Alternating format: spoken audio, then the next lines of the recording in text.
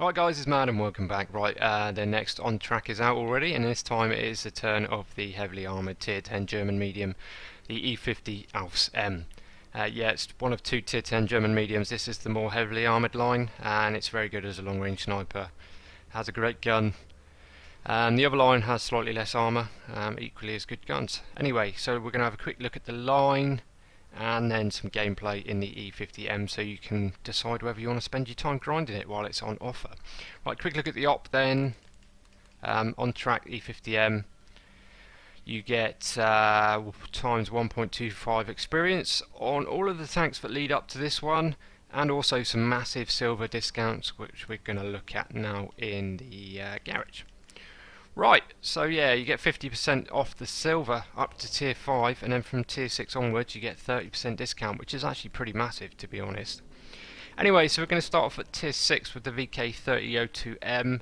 Pretty good medium tank for tier 6, although I found it a little lacking in gun depression, which made it quite hard for me to play. On to the Panther at tier 7.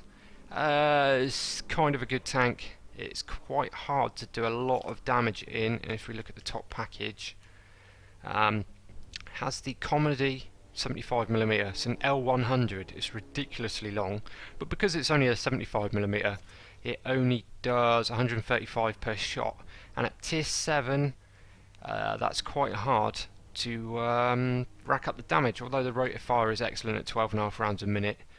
It's a bit like playing the Comet, although you don't have the ridiculous gun depression of the Comet. Yeah, so it's quite a hard tank for me to play, to be honest. I didn't enjoy it that much. And then on to tier 8, the Panther 2, and this is one tank you will probably want to grind through as quickly as possible. The armour, it has some, but it just doesn't really hold up. The DPM's not particularly impressive, although the gun stats are actually pretty good. It's just the aim time lets it down. And this is one tank that I find myself wanting to grind through as quickly as possible, but with the times 1.25 experience you will be able to do that. And then after the Panther 2 comes one of the best tanks in the game, let alone at one of the best tier 9s, the E50. This tank was one of my most consistent damage dealers ever. The top package, the gun, although it's a little lacking in pen compared to some of the other tier 9s, only at 220 when some of the others are like well over 250. The accuracy of 0.3 and the aim time of 2.09 just let you pick out weak spots at maximum range, so it really didn't matter about the lack of pen because you're able to hit where you want to hit quite consistently. 390 alpha, but only 6.25 rounds a minute. DPM's a little lower than some of the other tier 9 mediums. The only other thing I will say about the E50, on your crew skills, you'll probably want to take clutch braking. What was the track reverse? 26 degrees a second. That's not good enough for a tier 9 medium. So you will want clutch braking and off-road driving when you get to this tank. Anyway, on to the tier 10, the E50M. Very heavily armoured for a tier 10 medium, makes a very good ramming machine, and also the gun, it has 270 pen with its APCR, and the heat rounds got to 330, which are very handy for bashing through very heavily armoured tier 10 tanks. Again, rate of fire is not great at 6.25 rounds a minute, but you have the accuracy and the aim time to be able to make shots, but you would not be able to do in some of the other tanks. The only thing that lets this thing down is the turret armour. It's only 185 at the front, so although the front plate on this thing is, let's have a look in the garage. Look, that front plate is awesome, and you can troll the hell out of people with that, and the side armour is pretty good and you can side scrape this thing, but because the turret armour is only 185 on the front, most tier 10s can bash through the front of that turret. It's quite a small target, but it will happen, and that's the only letdown about this tank. But all in all, one of my favourite tier 10s, and it's well worth putting some time in to get it.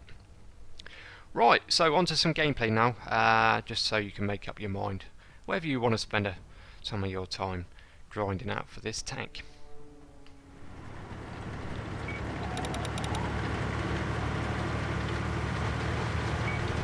Right, here we go, Tankers E50M gameplay on Pearl River. I'm out with Bob again, and he's also in his E50M.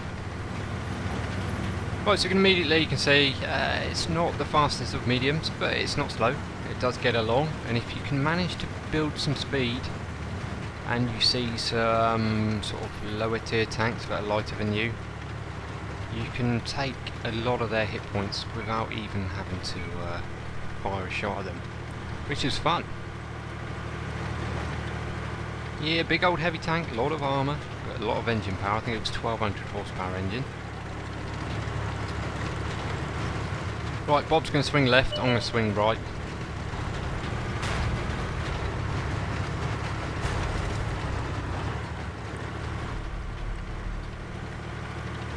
Right, so I'm just pushing forward slowly. If there's any camping TDs or anything up in these bushes, I'm going to get spotted, and there we go. Pull back. What do we see? An Ausf pushing forward. Didn't see what the other one was. They're pushing straight up towards Bob. Focus on this location. Spy a light tank that's pushed through. Can I get a shot away? No, he's just snuck behind the building to make a bit of a doo-doo here. Yep, fell off.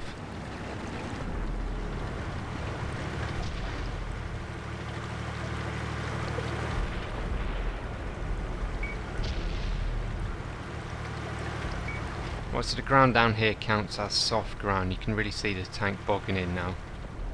It does get along though. Right, so I'm doing the same thing, just poke in, see if I get spotted from the hills, and I haven't this time. It appears all of the enemy tanks that went this way have pushed forward right up to that channel up there. So what I'm going to do is join this light tank and go back on the go around the back of these guys. Need to hurry up though, because obviously Bob is facing off fully frontal against Ausf and his buddies.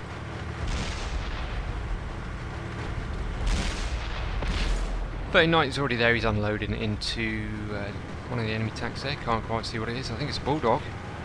Bulldog doesn't know I'm here yet, so I hide, swing behind the rock as long as I can. There we go. Killed the Bulldog and save our 1390.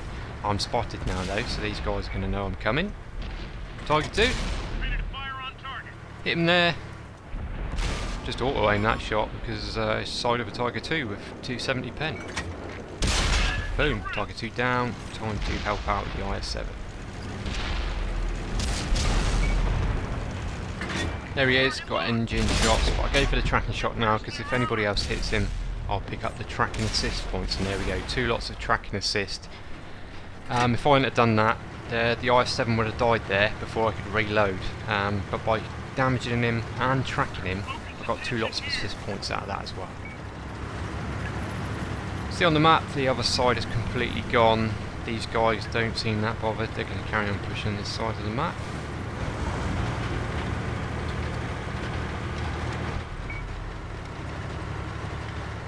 Our voice comms weren't working in this game, but you can just see how much better it is platooning with someone who knows what they're doing, like Bob.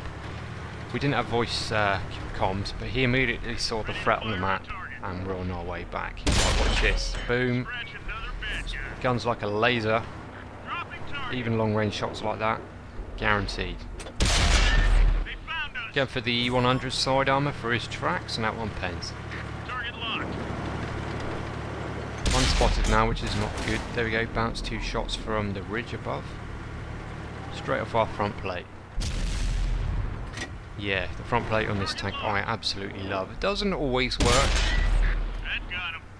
but when it does, it's just funny listening to the bounces.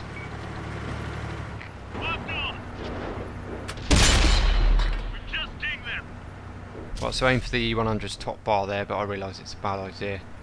Load up some heat. Go straight for his front plate. I was using heat here because the E100 was at a funny angle. I was firing down on this lower plate, which increases the angle of the lower plate.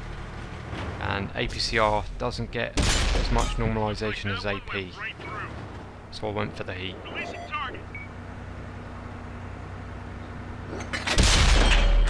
That one bounces. Shame, but the E100 goes down. Switch back to APCR. We need those guys up on that ridge to get spotted. although I'm still on full health. Right, look at that shot. Like a laser beam. Yeah, we're down on tanks, so I need to look after my hit points and save them for later on. Bob's in a position to spot, so I can just... well, I could have just sat back and sniped out the shots he was spotting, but we're being capped.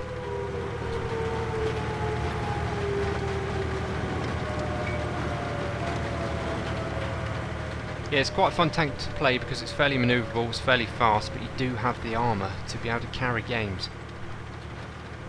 Something I find very hard to do in something like a Type 61, but really doesn't have the ability to bounce. Right, push straight in, there's loads of them here, I got a right old choice. Oh, nearly rolled my tank. Auto aim the arse end of the WZ, lots of 1s and a 4. Pull back because I got shots to the front. T32, absolutely no chance of bouncing this gun. And a Yag target. On up his lower plate, it gives me the side. I get a 270 pen. You can go through side of a Yag target at that angle. You just got to be careful about the ricochet angles. There we go, killed a Yag tiger.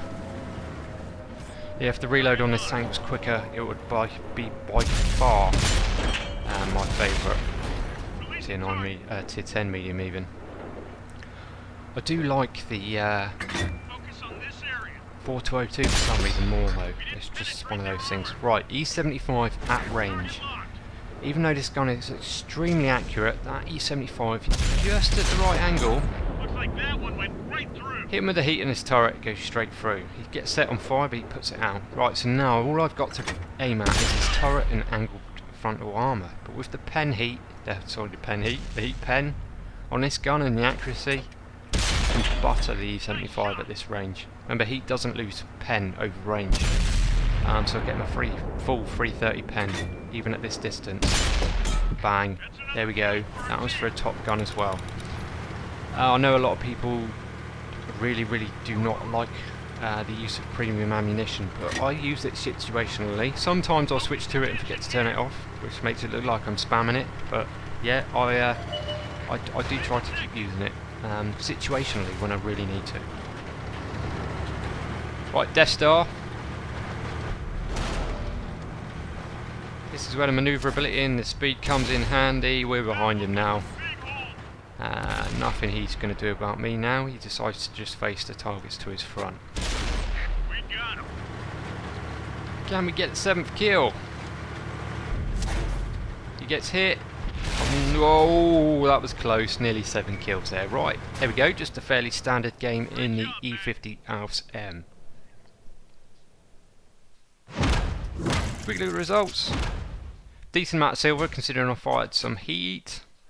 Decent amount of crew training as well for the daily double. High caliber, only class 2 mastery because this is a very good tank and people do very well in it. Top gun and a sniper. You'll be getting plenty of snipers in this tank. And if you don't, you're doing something really wrong. Right, there we go. Nearly 6k damage. Just a fairly standard game in the E50M. Plenty of hit points left at the end. If that game had gone on longer and longer, the damage would have just built up and up. And that could have been a really epic game. Anyway, there we go, guys. I picked that replay because it just really showed you the long-range sniping ability of this tank. It showed you the heat pen, which you can use against German armour, even at long range, to great effect. And you saw a bit of the manoeuvrability and the speed of this thing. Oh, I couldn't find a replay with good ramming though, but I assure you it does do ramming very well. Well, there we go, guys. Hope you enjoy this on track. It's been turned up quite quick compared to the last one, so I hope you enjoy grinding towards this tank. Right, cheers guys, catch you on the next one. See you later.